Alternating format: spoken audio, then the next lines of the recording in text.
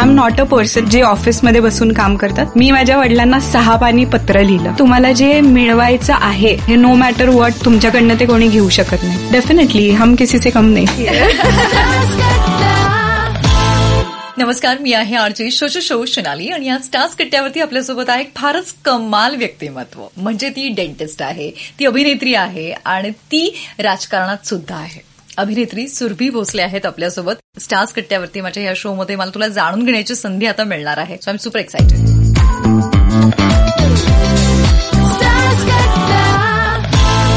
पहिले तर मी सांगेन की मी शो सोनाली हा शो 5 वर्ष डेंटिस्ट्री आणि 3 वर्ष माझं पोस्ट ग्रॅज्युएशन हे जाताना येताना ड्राईव्ह करत असताना ऐकायची.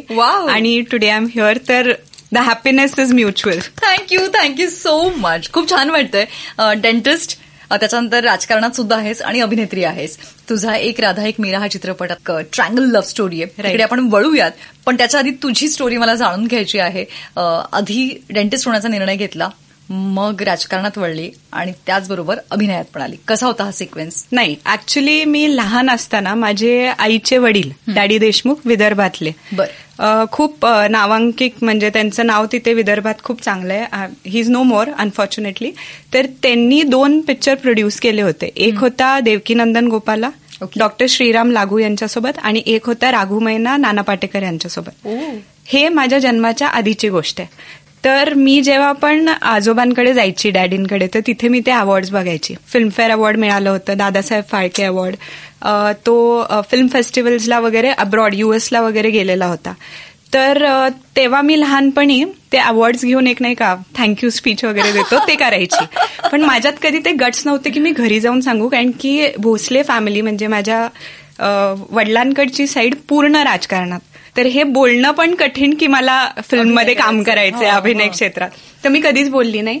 आणि माझ्या आईच्या साईडला सगळेजण खूप ब्रिलियंट अकॅडमिकली, खूपच. त्यामुळे आमच्यावर एक प्रेशर होतं की we have to do good. माझी आई स्वतः गोल्ड मेडलिस्ट आहे. She has done a PhD in microfinance. त्यामुळे आम्हाला ते दोन्ही आहे ना जरा बॅलन्स करणं अवघड होतं. आणि मग फायनली शी डिसाइडेड की you should become a doctor. आणि समहाव मला ते आवडलं की मी डेंटिस्ट होते. ग्रॅज्युएशन खूप एन्जॉय केलं, खूप मजा आली. पोस्ट ग्रॅज्युएशनला जेव्हा गेली ना तेव्हा मला कळालं की I am not a person, with all due respect, जे ऑफिसमध्ये बसून काम करतात. मी ऑफिसमध्ये बसून काम करणारी व्यक्ती नाहीये. I need to go in people, I need to be on the field. आणि मी तेव्हा माझ्या वडिलांना, हे ऍक्च्युली खूप मजेदार आहे, मी माझ्या वडिलांना 6 पानी पत्र लिहिलं की का मला ऍक्टिंग करायची आहे, आणि front and back. And then my father ignored it. वाचून लक्षच नाही दिलं, त्याच्यावर काही रिस्पॉन्सच नाही दिला. मग एक दिवस मी बसली की काय प्रॉब्लेम आहे, I am a grown up, please तुम्ही मला करू द्या. तर मग त्यांचं एकच होतं, लेट्स डू अ बार्टर. तू तुझी डिग्री पूर्ण करायची आणि I let you act. So that is how मग मी अनुपम खेर ऍक्टिंग इन्स्टिट्यूटमध्ये गेली. तिथे मी माझे वर्कशॉप्स केले आणि माझा पहिला पिक्चर ऍक्च्युली प्रवीण दादांसोबत असणार होता, प्रवीण तरडेंसोबत. आणि फॉर सम रिझन मी तो नाही केला. आणि त्या पिक्चरमध्ये मला म्हणजे त्याची जी लुक टेस्ट झाली त्यात महेश सरांनी पाहिलं. आणि महेश सरांचा मला फोन आला की तू हा पिक्चर करतीयस. That is how I got in acting. कसलं भारी आहे. ते 6 पानी पत्र अजूनही आहे का? आहे, आय एम शुअर आहे. त्यांच्या ड्रॉवरमध्ये मला वाटतं डेफिनेटलीच आहे. खूप वाईट वाटलं असेल ना जेव्हा त्याने ते इग्नोर केलं तेव्हा? नाही, मला माहिती होतं की माझे वडील आहेत ना, एखाद्या गोष्टीला ऍड्रेस नाही करायचं, he will never say no to me. मग ते कसं करायचं, म्हणून त्यांनी काही बोललंच नाही. पण त्यांना पण माहिती मी त्यांची मुलगी आहे. I knew how to get it done.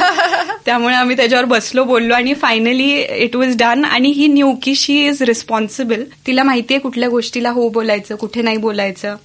तर मग ते झालं. मस्त. आता बघ, तू जे ते तिन्ही प्रोफेशन जे आहेत, म्हणजे डेंटिस्ट असू देत किंवा मग आता पॉलिटिक्स असू देत किंवा अभिनय असू देत, तिन्ही जनतेशी कनेक्टेड आहे. राईट. लोकांशी तू तिथे कनेक्ट होतेच होते. आणि या तिन्ही माध्यमातून जेव्हा कनेक्ट होते तेव्हा तुला काय वाटतंय की कुठे तू स्वतःला सगळ्यात जास्त कम्फर्टेबल फील करते? खरं सांगायचं तर ना, आपल्या प्रत्येकाच्या पर्सनॅलिटीमध्ये अनेक लेयर्स असतात. तर these all are my personalities. मला तिन्ही पण तेवढंच आवडतं. आता फक्त एवढे की मी डेंटिस्ट्री आहे ना क्लिनिकमध्ये प्रॅक्टिस नाही करत. मी जे रुरल एरियाजमध्ये स्कूल्स अँड कॉलेजेस आहेत ज्यांना ऍब्सोल्युटली डेंटिस्ट्री बद्दलही माहिती नाहीये, ओरल हायजीन बद्दलही माहिती नाहीये किंवा बेसिक ब्रशिंग टेक्निक बद्दल पण माहित नाहीये. तर मी स्कूल्स कॉलेजेसमध्ये जाते आणि मुलांना बेसिक नॉलेज देते. म्हणजे मी माझं नॉलेज शेअर करते त्यांच्यासोबत की ब्रशिंग कसं करायचं किंवा का मिश्री तंबाखू नाही खायचं. तर मी डेंटिस्ट्रीला पण असं कनेक्ट केलंय की I am in touch but I don't practice in a clinic. Wow, पण हे खूप छान करतेस तू. रिसेंटली मी जेव्हा ओरल हायजीन बद्दल ऐकलं होतं तेव्हा जसं आता तू म्हणाली करेक्ट आहे, म्हणजे लोक आपली हेल्थ चेकअप करतात, बॉडी चेकअप करत असतात, पण ते दातांच्या समस्याकडे नेहमी दुर्लक्ष करतात, त्याला गृहीतच धरत नाही अनलेस अंटिल जोपर्यंत अगदी असं वाटतं की आता डॉक्टरांकडे जावंच लागणार आहे तेव्हा त्यांना ते आठवतात. राईट. तर मला ऍक्च्युली ना खूप फोबिया आहे, म्हणजे दातांच्या डॉक्टरांकडे जाताना मला माहिती नाही, मला असं वाटतं की मला कधीच दाताचे आजार होऊ नयेत असं नेहमी मला वाटत असतं. त्या आतमध्ये ज्या पद्धतीने इंजेक्शन दिलं जातं त्याची मला खूप भीती आहे. हे सेम मला पण आहे. म्हणजे जरी मी डेंटिस्ट आहे, मी एंडोडॉन्टिस्ट आहे, म्हणजे रूट कॅनल स्पेशलिस्ट आहे. Oh my God. तर मी जेव्हा रूट कॅनल करायची ना तेव्हा मी लोकांना बोलायची की एवढं काय हे म्हणजे पॅनिक करतायत, पण जेव्हा माझ्यावर वेळ आली तेव्हा मला कळालं की का पॅनिक करतात. नाईस. पण मला सांग की पॉलिटिक्समध्ये तू आहेस आणि फॅमिली बॅकग्राऊंड आहे, राईट? त्याच्यामुळे त्याचा किती फायदा होत असतो. असं म्हणतात की अरे तुला तर मग राजकारणाचे बाळकडू घरातनंच मिळालेत, पण हे खरंच तितकं सोपं असतं का, आणि त्यात एक फिमेल पॉलिटिशियन असणं. ओके, मी दोन्हीची उत्तरं सेपरेट देते. जसं फिल्म इंडस्ट्रीमध्ये आपण म्हणतो ना की ऍक्टरचा मुलगा ऍक्टर झाला तर त्याला पहिला रोल इझिली भेटतो की चलो तुम्हाला फर्स्ट लॉन्च किंवा फर्स्ट ब्रेक आम्ही देतो. पण जोपर्यंत तुम्ही तुमचं काम प्रूव्ह नाही करत तुम्हाला पुढचे प्रोजेक्ट्स नाही मिळत. Same with politics. तुम्हाला एक प्लॅटफॉर्म मिळतो वेअर यू आर नोन, तुम्हाला एक पहिली संधी मिळते, पण जोपर्यंत तुम्ही लोकांची कामं करत नाही तोपर्यंत लोक तुम्हाला एक्सेप्ट करत नाहीत. तर स्ट्रगल हा दोन्हीकडे आहे. आणि फर्स्ट स्टेप जरी इझी असेल ना तरी पुढे तुम्हाला स्वतःला कंटिन्युअसली प्रूव्ह करतच राहावं लागतं. आणि बिईंग अ फिमेल पॉलिटिशियन, पश्चिम महाराष्ट्रामध्ये एक ट्रेंड आहे की समज घरात मुलगा असेल तर मुलींनी राजकारणात का यावं. तर हे माझं आता मी 2019 पासून पॉलिटिक्समध्ये आहे, तर माझं पहिलं 1.5-2 वर्ष ह्याच्यातच गेलं की मी का तुमच्यासाठी असू शकते आणि तुम्ही का मला एक्सेप्ट करा. Now finally people have accepted me. ते मला खूप मनापासनं माझ्यावर रिस्पॉन्सिबिलिटीज देतात, त्यांचा माझ्यावर विश्वास आहे. तर मला ते 2 वर्ष गेले but now I am good. किती मस्त आहे. या बाबतीत मला एक गोष्ट त्या लोकांना सांगावीशी वाटतेय की जे असं नेहमी स्त्रियांच्या बाबतीत विचार करतात की ही स्त्री आहे, हिने नाही करायला पाहिजे किंवा ह्या क्षेत्रात यायला नाही पाहिजे. जर एक स्त्री घर सांभाळू शकते तर एक स्त्री देश का सांभाळू शकत? डेफिनेटली, है ना? ऍब्सोल्युटली. आपले Nirmala Sitharaman, she is handling finances of our entire country. म्हणजे काहीतरी कॅपॅबिलिटी बघितल्याशिवाय एवढी मोठी रिस्पॉन्सिबिलिटी तर दिलीच नाहीये. करेक्ट. त्यामुळे डेफिनेटली हम किसी से कम नाही. ऍब्सोल्युटली नाहीये. आणि मला सांग की ऍक्टिंग झोनमध्ये आता जेव्हा तू आली आहेस तर ह्या क्षेत्राकडे कसं बघतीयस, काय अनुभव होता तुझा एक राधा एक मीराच्या वेळेस? मला एंटायर प्रोसेस आहे ना एकूण एक दिवस व्यवस्थित आठवतो. ओके. कारण की गश्मीरने खूप पिक्चर केलेत, मृण्मयीने खूप केलेत, मी एक केलाय. त्यामुळे I remember each of the day, each of the scene, आणि मी खूप एन्जॉय केलं. मला प्रत्येकाकडनं काही ना काही शिकायला मिळालं. म्हणजे महेश सरांसोबत फक्त मी डिरेक्टर ऍक्टरवाला रिलेशन नव्हतं, त्यांनी माझ्या वडिलांचा रोल पण केलाय पिक्चरमध्ये. त्यामुळे माझे मॅक्सिमम सीन्स एकतर काश्मीर सोबत आहेत नाहीतर मग सरांसोबत आहेत. तर मला वाटतं माझी एक सरांसोबत इतकी छान कम्फर्ट लेवल जमली होती की मी त्यांना जेवढी घाबरायची ना, तर मला असं पण असायचं की महेश सरांसोबत सीन आहे ना, ओके ये हो जाएगा और ये बढ़िया होगा. कारण की सर मला नेहमी बोलायचे की तू फक्त रिॲक्ट कर, डोंट ऍक्ट. म्हणजे तुला जो काही सीन दिलाय किंवा जे काही मी बोलतोय त्याला फक्त रिॲक्ट कर. सो इट वेंट रिअली वेल.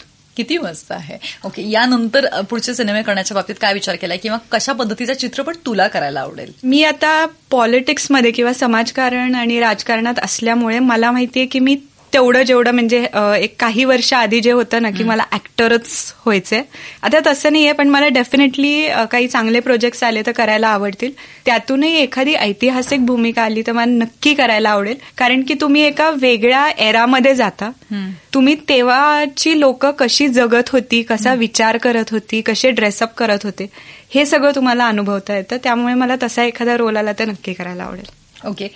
ही गोष्ट मला जाणून घ्यावीशी वाटते की समाजकारण आणि राजकारण करत असताना आणि त्यातही एक स्त्री म्हणून जेव्हा तू ह्या क्षेत्रामध्ये आहे तेव्हा ग्राउंड लेवलवरती काय अनुभव येतात? कारण की तुमच्याकडे जेव्हा एखादं पद येतं ना तेव्हा लोकांचा तुमच्याकडे बघण्याचा पॉईंट ऑफ व्ह्यू बदललेला असतो, पण तुम्ही त्या पदापर्यंत जोपर्यंत पोहोचत नाही तोपर्यंत तुमचा स्ट्रगल हा सुरू असतो. पदावर असल्यावर पण स्ट्रगल सुरू असतो, कारण की जेवढी लोक खुश असतात तुमच्यावर किंवा तुमच्यावर रिस्पॉन्सिबिलिटी दिल्यावर तुमच्यावर लक्ष असतं की हे करतात का नाही, तसे अनेक लोक असे पण असतात की पण ही काय, इथे मी पण असू शकले असते. पण मला पॉलिटिक्समध्ये एक गोष्ट कळाली आहे, किंवा इव्हन म्हणजे मी म्हणेन फिल्म इंडस्ट्रीमध्ये सुद्धा, किंवा ओव्हरऑलच तुम्ही जिथे मेहनत करता आणि तुम्हाला जे मिळवायचं आहे किंवा जे तुम्हाला मिळणार आहे, नो मॅटर व्हॉट, तुमच्याकडनं ते कोणी घेऊ शकत नाही. त्यामुळे तुम्ही तुमची मेहनत करत राहा, तुम्ही तुमची कन्सिस्टन्सी दाखवत राहा. At some point people will appreciate your efforts and you will be seen. True. जेव्हा आपलं आडनाव भोसले आहे, त्यात आपलं राजकारणाचं बॅकग्राऊंड आहे, तर ही किती मोठी जबाबदारी असते ना. प्रत्येक वेळेस आपण कोणतीही कृती करताना, आपण कोणतीही गोष्टी करताना सतत सतत सतत भान ठेवत खूप जागरूक राहावं लागतं. डेफिनेटली राहावं लागतं, आणि especially Wien you have a background. माझे आजोबा खासदार राहिलेत, ग्रामविकास मंत्री राहिलेत, त्यानंतर प्रदेश अध्यक्ष राहिलेत, आणि त्यांचं काम इतकं मोठं आहे. म्हणजे last year unfortunately we lost him. He was 90 when he passed away. लोक कुठल्या कुठल्या भागातनं महाराष्ट्राच्या आली होती आणि त्यांची कामं अजूनही बोलली जातात. किंवा माझ्या वडिलांचं एक निष्ठावंत म्हणून असतात, किंवा आउट ऑफ द वे, म्हणजे आउट ऑफ द लाईन चुकीची कामं काही नाही करणार, अशी त्यांची इमेज आहे. तर मला माहितीये की I have really big shoes to fill in. पण मग त्याच्यात थोडंसं एक युथचा जो एक असतो ना फॅक्टर, की I can do it this way, हा पण आहे. तर रिस्पॉन्सिबिलिटी नक्कीच आहे, आणि मला त्याचं भान आहे की आपण जेव्हा काम करतो तेव्हा आपल्या लेगेसीला कुठे गालबोट नाही लागलं पाहिजे. डिफिकल्ट आहे, but I know I will do it. Amazing. खूप छान वाटतंय. आणि आता आपण जसं विचार करतो ना की वेगवेगळे प्रोफेशनकडे लोक वळत असतात, पॉलिटिक्स या प्रोफेशनकडे यंगस्टर्सनी, युथनी वळणं हे फार गरजेचं आहे. कारण की आज आपण बघतोय आपल्या देशामध्ये तरुणांची संख्या ही खूप मोठ्या प्रमाणावर आहे, आणि त्यांना जर समजून घ्यायचं असेल तर त्यांच्यामधील कोणीतरी एक त्यांचा नेता असायला पाहिजे, लीडर असायला पाहिजे. करेक्ट. तर तू जेव्हा इंटरॅक्शन करते सातारा परिसरामधील किंवा त्या भागामधील तरुणांशी, तर तुला काय वाटतं, त्यांच्या काय अपेक्षा आहेत किंवा त्यांचं काय म्हणणं आहे? एकतर साताऱ्यात आहे ना, म्हणजे त्यांची बेसिक नेसेसिटी काय आहे की त्यांना पुण्याला, मुंबईला इथे जावं लागतं जॉबसाठी. तर त्यांचं एवढं आहे की आम्हाला जॉब ऑपॉर्च्युनिटीज आमच्या घराजवळ, कारण की सगळ्यांनाच घरी राहून काम करायला आवडतं. तर त्यांची एक ती बेसिक नेसेसिटी आहे. प्लस आमच्या इथे land is very good, the soil is very good, त्यामुळे शेती पण खूप चांगली होते. तर मला वाटतं सॉइल टेस्टिंग लॅबॉरेटरीज हे खूप बेसिक गोष्टी आहेत ज्या तिथे मिसिंग आहेत. तर त्या पण त्यांना अपेक्षित आहेत की तुम्ही या आणल्या पाहिजेत, आणि इन कमिंग टाइम्स आम्ही डेफिनेटली त्याच्यावर पण काम करू. वाव, खूप छान वाटतं हे सगळं जाणून घेताना. आणि याबरोबरच आता इथे एक आपण खेळ खेळणार आहोत, ज्याचं नाव आहे नाभिना हाभिना, ज्यामध्ये आपण काही वेळ गप्पा मारणार आहोत. उत्तर देताना तुला हो, नाही, येस, नो, ना हे तुझ्या उत्तरामध्ये आणायचं नाहीये, पण उत्तर मात्र द्यायचं. सोनाली, मी हा गेम ऐकलेला आहे कॉलेजला जाताना, आणि when you used to ask the questions मी स्वतः पण थिंक करायची की ह्याचा आन्सर आपण कसं देणार आहे. So nice. राईट. सो मजा येणार आहे आता. सुरभी, तू इतकी सुंदर दिसते, ते हे सौंदर्य तुला आईकडनं मिळालंय, आजीकडनं मिळालंय? आई वडिलांच्या डीएनए मधनं मिळालंय. बर, मला सांगितलं जर तू डेंटिस्ट झाली नसतीस तर मी इव्हेंच्युअली पॉलिटिक्समध्येच आली असते. ओके. तुला राग येतो? कधी कधी. आत्ता राग येतोय? अजिबात नाही. पण खूप मजा आली, खूप छान वाटलं. सुरभी, खूप छान पद्धतीने तू तुझी मतं मांडली, तुझे विचार मला ऐकायला मिळाले. खरंच सुंदर अनुभव होता. Thank you. The feeling is mutual. मला पण खूप छान वाटलं, आणि मी हा शो ऐकलेला आहे ना, त्यामुळे मला असं कधी वाटलं नव्हतं की मी इथे येऊन सोनाली सोबत बोलणार आहे. So it's great. Thank you so much. Thank you Sonali. Very best. लवकरच भेटू.